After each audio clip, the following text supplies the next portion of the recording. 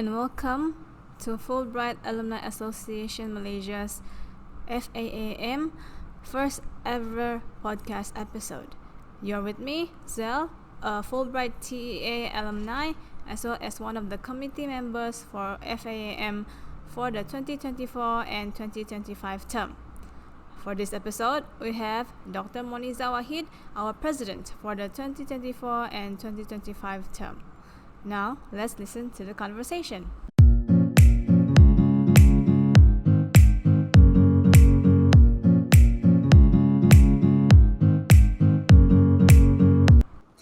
Hello, everyone. So today we have Dr. Moniza for the first episode of this series of podcasts. So we have Dr. Moniza here. So Dr. Moniza, can you please introduce yourself to the audience and which year, when did you go for your Fulbright experience, and what are you currently doing now? Okay. Hi, Auxilia. Thanks for having me on this podcast show. I'm very excited to be here.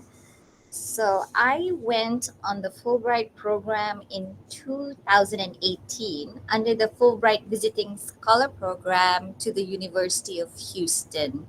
So, I went there primarily to do a lot of research with very minimal teaching. And right now, I am currently a lecturer at University Putra Malaysia. Okay, thank you for that brief introduction. So we're moving on to describing before you go for your Fulbright experience. So can you describe the specific moment you found out when you were accepted, and what did you experience? What emotions were you having during that time? Oh, lots of emotions. But if I may, I need to backtrack on the story a bit. I applied for the Fulbright program in 2016, but I gave up on the application and I didn't complete it because there were so many documentations I didn't have with me at the time. And I picked up the application process again in 2017. So I was already a lecturer at the time and I wanted to do my sabbatical. I started it in 2017, probably middle of the year. And yeah, I sort of forgot about it because I didn't want to keep on hoping. I just thought it was so hard to get a Fulbright scholarship. And so I thought, like, just try it out, but don't put in too much hope. So just forget about it. When I found out about the results, I was actually in my hometown in Kota Kinabalu for my father's passing away prayer. So my father had just passed away at the time. And before returning back to Kuala Lumpur, I just decided to check my email. And it was then that I received the acceptance email, which said like, "Oh, congratulations!" And I was very happy. At that time, I think I received the news at a time of my life where I felt that, oh God, I just need one win to feel good about myself again after my father's passing away. And then this news was delivered to me. I was extremely happy, and I went to my sister, and she was the first person I told. And I'm not completely sure if she knew exactly what I was happy about, but she was happy that I was happy. So basically, the emotion was just very happy at that time. Oh, okay. So there were a lot of things that were going on in your life at that time, and in the end, the getting accepted for Fulbright was the pivotal moment that made you feel, happy again. I guess. So Yes, yeah. human again. Like, okay, good things also can happen in this life. Yeah, yeah. All right. So, you mentioned that you applied for the Fulbright Visiting Scholar program. So, why did you decide to pursue that specific course or program? Well, because my field of research is in political communication, so I dabbled in journalism a little bit. But what really inspired me to apply in the first place, even before 2016, is that when I was studying, I was doing my PhD at the University of Amsterdam. I met a Fulbrighter who came to Amsterdam for a conference, and her name is Leah Helmuller, and she was doing research in journalism. She was doing her PhD in journalism at the University of Missouri. So she was the one who actually talked to me and gave me some very interesting info about being a Fulbrighter. So Leah and I, we became friends and we kept in touch and we did research with one another. And that's when I was really pulled into the field of journalism. So fast forward many years when Leah and I, we kept in touch, of course, because as I mentioned that we did work together. She had begun working after her graduation. She had begun working at the University of Houston, and she said, "Hey, you know what? You can also apply for the Fulbright scholarship to do your sabbatical, and you can come and do it here at my university. I'll be happy to host you." And I thought, like, oh, that's wonderful. My field is really political comm, but because I had already an idea of journalism working with Leah and the invitation from her, that's when I decided to pick up on doing research in journalism. So I transitioned just a little bit, but it still has to do with my area of research. So that's how it started, and we ended up publishing a paper together and presenting at conference at some conferences together. So that was nice. But the choice of journalism felt very much like a natural progression for me from political comm to journalism. I guess it would be different if someone was applying for a bachelor's, a master's or a PhD degree, and then they would have a harder time deciding what they wanted to study, possibly. But for me, I was already sort of in the field, so it was natural for me to want to do that. Okay, so I guess that's the beauty of networking, because you get to know that particular person when you were attending a conference, right, in Amsterdam. Yeah, yeah. So I guess because you met with a Fulbright scholar, and that led you to in the end applying for Fulbright, and you get to reconnect with her. Am I right? That's right. And I Yeah. think what's really interesting, I noticed too, is that when you meet one Fulbrighter, like there are more that are around, and only then you will realize, like, oh my goodness, there is a network of Fulbrighters everywhere. But all you have to do is meet one, and then you'll meet the rest. Yeah, yeah, exactly. So let's talk about your experience when you were already in University of Houston. How long were you there? I was there for about 5 months, maybe nearly 6 months. It was just a Oh, sabbatical for me. Yeah, I was only okay. eligible for 6 months. All right. During your time there, what was the most difficult or challenging situation you faced during your time abroad? How did you overcome it? Perhaps maybe culture shock or something else? Yeah. Not really for me because I guess I was an older candidate. I had already studied in the States for my master's before, and I had interned in New York before that. So I felt very at home going back to the US. Of course, the US is huge, as you know, and different parts of the US are different culturally as well. But this time around, after working already for so many years, when I got to go back to the US, I felt like, like, oh wow, I get to go back to my second home. In that sense, it wasn't a struggle. It was very much a welcomed experience for me to go back to the US again. Maybe the first time I went to the US as a student, I did have some struggles with culture and making new friends, and maybe some culture shock. But this time around, I didn't. And I already talked to you about Leah, my Fulbright friend who's Swiss. She hosted me, so I stayed with her at her apartment. We had a really nice time. I guess like the only type of struggle I had was learning how to use public transport in Houston because before that I used to drive. I So that was hard. There was a cultural experience, but it was good. And after that, what else? There were other Malaysian Fulbrighters there too. So I met Evian. As you know, Evian is also in the Fulbright Alumni Association, and she's our vice secretary. She was there studying her PhD at the time. So I had friends and, of course, a network of Fulbrighters around me. No real big challenges that I had to overcome.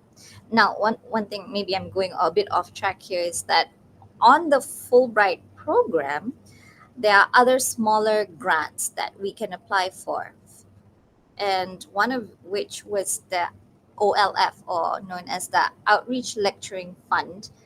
And so you can apply to this, and we can go to any university in the US and teach there for a week. So I started the application very early on when I arrived at in Houston. And it was another Fulbrighter who told me about it. It was Dr. Fakrul, who was our past president before this. So I applied for it in probably in January 2018 when I got there. So that was a bit of a challenge because there's more documentation that's needed for that. And I didn't hear back from them. And I thought like, oh, I probably didn't get it, which is fine because I was already having a very good time in Houston. And in my application I either wanted to go to Alaska or I wanted to go to Hawaii, and I was very lucky because in I think it was in April or May that I received good news that like, oh, congratulations, you got this other grant. You get to go to Hawaii Pacific and go visit the university there and maybe deliver some lectures. Now the challenge with that was that I had less than a week to prepare to leave Houston to go to Hawaii Pacific. So it was very last minute. I had to make travel arrangements. I had to reschedule some classes. I had to reschedule some meetings, some research meetings. But other than that, really, I think the entire process was very smooth for me. It was very good. I'm very grateful for the entire experience. I did not have big challenges that I needed to overcome at that time. It's just really good. I highly recommend this program to anyone. I always say like, oh, I had the best time of my life on the Fulbright program. It was a really good break from teaching. It was a really good time to go out and refresh. Wow, that's quite fortunate, because firstly you received Fulbright, you received the Fulbright visiting scholar program, you got accepted, and then you applied for the OLF. What's the full name of that? It's called the Outreach Lecturing Fund. Outreach lecturing fund under Fulbright as well. Yeah, right. I do think it's under the Fulbright. I think it was under the U.S. Department of State or something Ah, like that. oh, But yeah, there are really a lot more opportunities. Once you get to the US, there's really a lot of opportunities, and I didn't even know about it when I applied for the Fulbright grant. So, wonderful surprise! It was a wonderful surprise. yeah. I think this is beneficial for our listeners out there who are interested in applying for a Fulbright visiting scholar program, because they might not know about this, outreach lecturing fund, right? Yes. Yeah, Yeah. So it's good that you mentioned about the OLF in this episode. So to the listeners out there who are aspiring Fulbrighter, please maybe you can like follow whatever Dr. Moniza was doing, yeah, and go try that out. yeah. Yeah. and Okay. and if I'd like to add, like when you get to the states, you receive a lot of emails from the U.S. Department of State or IIE or anything. Like there's so many emails, right? And sometimes I didn't really go through those emails, but one of the Fulbrighters out there, they're reading the emails and then they'll share the information with you. So it's really great. This network of Fulbrighters is really a good thing because they help each other out, and yeah, and then you learn from each other. So this OLF thing, I really have to thank Dr. Fakrul for it because he was the one who told me about it. He read his emails well. I didn't. Yeah, again, that's the beauty of networking and knowing people, having the same, being in the same program as you, right? Mhm, Yeah. Okay. absolutely. Yeah. Okay, so let's move. Okay, you talked about your experience when you were in the US. Now let's talk about your experience once you returned to Malaysia. So, how did returning to Malaysia make you see your home in a new light? And what specific changes did you notice? I understand that previously, even before Fulbright, you have studied in the US, but perhaps there were a few differences that you experienced. Could you tell us a bit about that? Yeah. Um, of course, when I went there as a student, the experience was different, right? I came back as a graduate, but now going as a lecturer, when I came, I had the experience of being a lecturer and a researcher, and that's something I didn't have before. So of course, I learned new things. I learned new methods of teaching, new ways of engaging with students, new different types of research, new networks, new friends in the U.S. And all of that definitely affected me as a person and as a lecturer. When I came back, I felt very refreshed and I was very excited to try these new things at UPM. So I was generally much more motivated after coming back because I felt like it was a wonderful break. I came back a more motivated person and I wanted to try new things. And and all of these things I think really worked to my advantage when I came back, both in my career and also in my personal life. I was just refreshed. I would say like really refreshed. And in Malaysia we talk a lot about reskilling and upskilling, how we always have to learn new things to be better. So this was one of my reskilling and upskilling experience, and I guess it made me a better researcher and a better teacher. After that, it's just new perspectives. Yeah, I would say being part of Fulbright, I mean, attending courses in the US is definitely one of the ways for us to build ourselves and also for our professional development. Like what you said, reskilling and upskilling and all of that, right? Yeah, and I guess right in terms of teaching, and we come back, we have so many stories to tell our students here. So I like to tell them, like my experience of meeting people from Mexico, from other parts of the world, and they make really good stories also for the classroom. Wonderful. Yeah, yeah, and in that way, we also invite them to become future Fulbrighters. Like That's indirectly. right. Yeah. Okay. Right. We have to advertise that in every class that we teach every new semester. It's like, hey, have you guys heard about the Fulbright program? You should think about it. Yeah, yeah, yeah, definitely. Since we are, ambassadors of Fulbright once we return, so I Mhm. think that's one of the things that we must do. You know. Yeah, yeah. And also, I guess one more thing I would like to add maybe about the experience there is that I felt that a lot of students there, both in Houston as well as in Hawaii, they were very critical thinkers. And in political communication and journalism, that's really important, much more so than the students in Malaysia who are much more used to reading and following rules. So that's something I learned, like, oh, I need to make my students critical thinkers so that the classroom would be interesting and they would gain more from the class itself. And I think that was a very eye-opening experience for me. Yeah, and there's always that sort of cultural differences in the context of academia, right? I mean, Absolutely. yeah, yeah. I mean, well, to talk a bit about my experience, I was part of the Fulbright T program. It's a program for teachers. So I Oh, went there. Yeah, I went. I had a field experience. That means I went to schools. I observed my partner teacher teaching. So of course there were different. There were cultural differences between Malaysian students. I mean in secondary school and also in middle school in the U.S. So yeah. in middle school for us we tend to view that as talking back to the teacher, but it's actually the student were just correcting the teacher, and the teacher they don't mind it. But They for don't us, mind. yeah, but for us it feels like rude, but that changed my perspective, because so when I came back to Malaysia I feel like, okay, if my students said something like this, it doesn't mean that they are talking back, they're just explaining something to you. Yeah, Yeah. I had a shift of perspective as well lah. Yeah.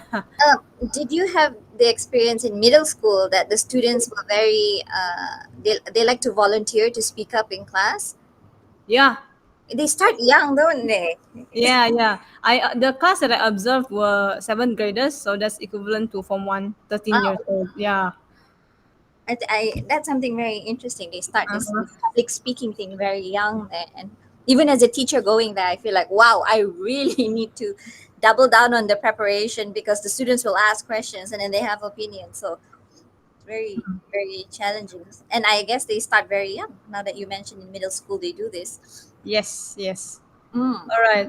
So, okay, before we end our podcast, so what advice would you give someone who's about to embark on a journey like you did? Who's about to embark, if they are just thinking about it and have not yet applied for it, I would say get ready. The paperwork is part of the test. The paperwork for application is a test of your resilience. Don't give up. I gave up the first time and then I picked it up a year later. But don't give up, because good things can happen, can come out of it. For those who have already gone through the application process and who are going to go for the interview, my advice would be just be yourself. The panelists are usually very, very friendly people. And if you've gotten past the interview process and you're about to leave, I'd say just go with an open mind, an open heart, and have a good time. Just meet as many people as you can and connect with as many people as you can. And I think when I went there, I told myself, like, okay, usually I don't really like going out. I'm more of an introvert. I said, no, you're going to the States and this is a new experience. Make the most out of it. So when I receive an invitation, I must say yes. Like, you want to go to a party? Yes. Do you want to join in a conference? Yes. Everything, that's good for you within limits. The answer is always yes. So I think you can make the best out of your time when you are open. So yeah. And for those who are leaving soon, all the best. Have fun. Yeah, I do think that we should grab all the opportunities available. Yeah, so that we don't miss out on anything because it can build us up, upskilling, reskilling, and all of that. Yeah. So I Yeah. think, yeah, your advice perfectly concludes our podcast for this podcast. So thank you, Dr. Moniza, for agreeing to do this. Thank you. Thank you very much for approaching me. Yeah, and to those who are interested in applying for Fulbright Visiting Scholar Program, please you can they contact you? Oh, yes, of course. And feel free to contact me, ask me any questions. But I can be reached at my email at moniza@upm.edu.my. That's moniza@upm.edu.my. Okay, thank you, Dr. Moniza. Thank you so much, Sal.